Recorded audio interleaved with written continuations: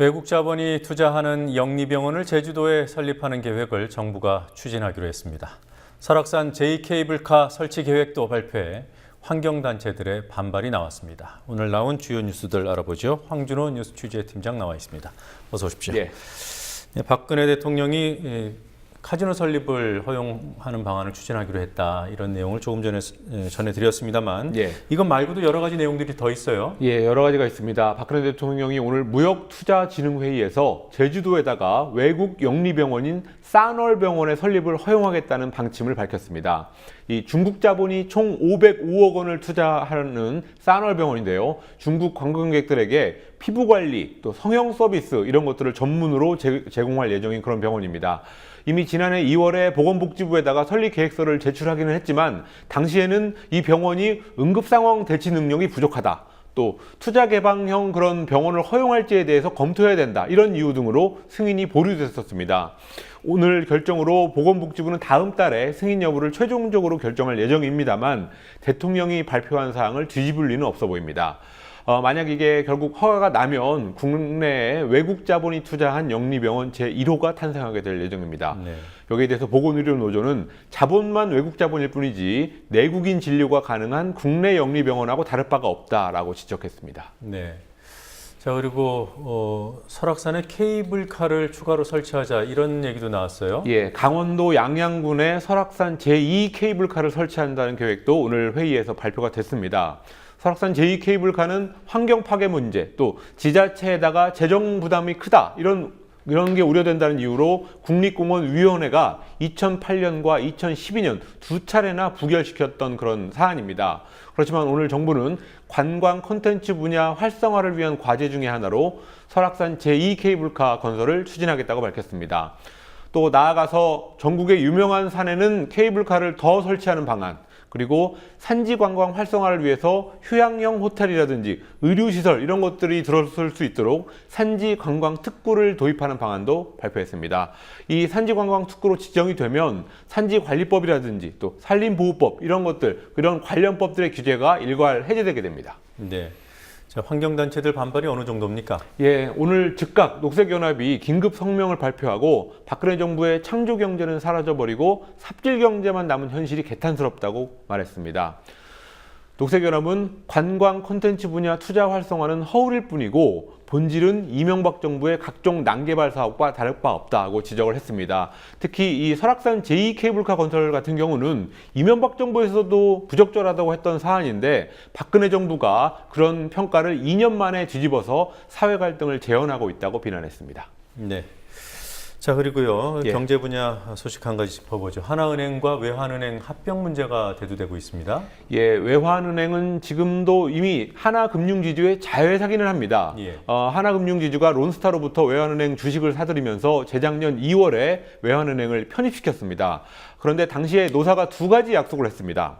이 화면에 보시는 합의문인데요. 첫 번째는 외환은행을 독립적인 법인으로 계속 유지한다는 합의였고, 둘째, 그럼에도 불구하고 만약에 하나은행과의 합병을 협의를 한다면 그 2012년 이후 5년이 지나야 한다. 즉 2017년부터 협의할 수 있다는 합의가 있었습니다. 그렇지만 최근에 두 은행의 통합이 본격적으로 추진되는 데 대해서 오늘 새정치민주연합의 김기준 의원, 또 정의당의 박원석 의원, 금융정의연대 같은 시민단체들 이런 사람들이 공동으로 합병을 반대하는 기자회견을 했습니다. 네.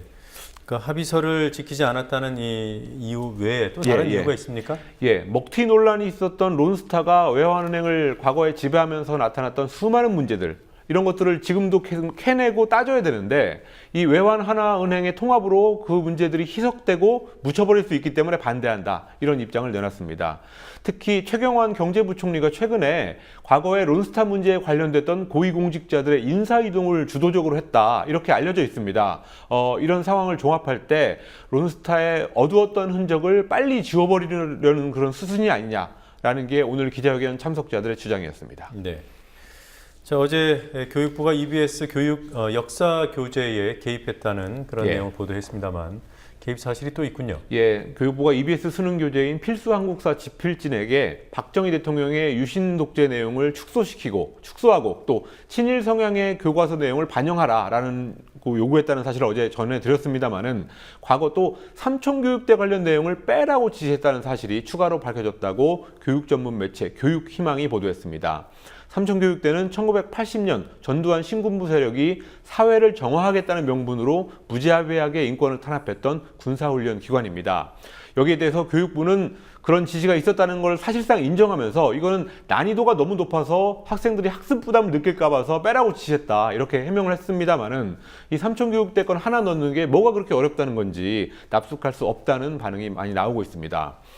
황우여 교육부 장관이 공언했던 역사교과서의 국정교과서화 이 작업이 EBS 교재에서부터 시작됐다라는 해석이 나오고 있습니다. 그리고 교육부는 조만간 이번 달 안으로 역사교과서의 국정교과서화 방침을 공식화할 전망입니다. 네. 자, 그리고 잔이윤 씨요. 예. 한국관광공사 감사로 되지 않았습니까? 예. 과거에 골프장 캐디를 폭행했던 사건이 새롭게 부각됐습니다. 예, 잔이윤 씨가 25년 전, 그때는 잔이윤 씨로 이름을 크게 날리던 1989년입니다. 네. 골프장에서 여성 캐디한테 골프채를 휘둘러서 2주 진단에 상해를 입혔던 사건이 공개돼서 자질 논란이 확산되고 있습니다. 당시에 잔이윤 씨가 성남시의 한 골프장에 갔는데 그때 이 골프장은 캐디들이 노조 설립 문제를 가지고 사측하고 분규를 겪고 있던 그런 시절이었습니다.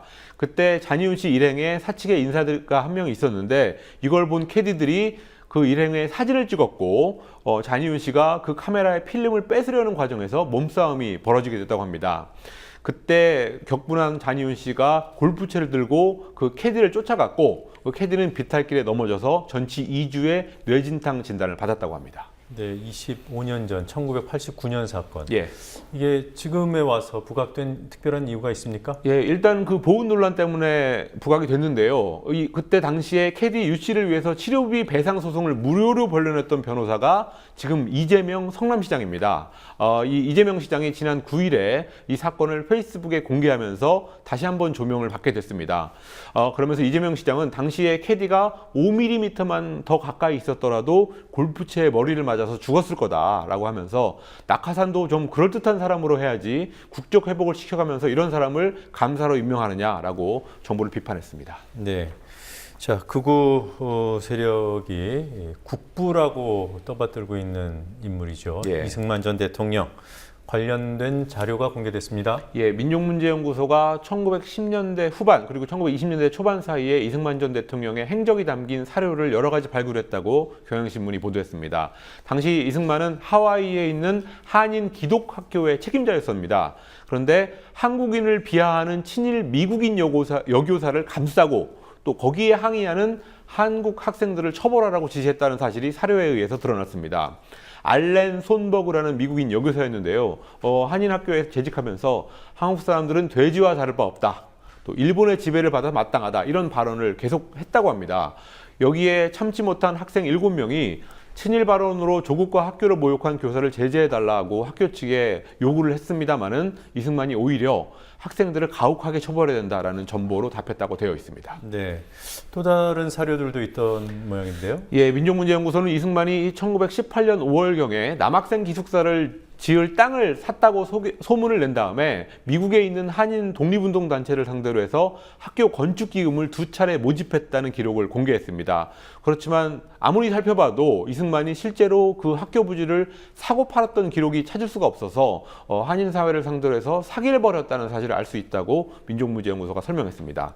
또 한 가지는 1917년에 이승만이 독립자금을 개인 돈으로 착복한 혐의로 미국 내 조선 독립단체 의원하고 벌였던 재판 기록 이런 것들도 있었습니다.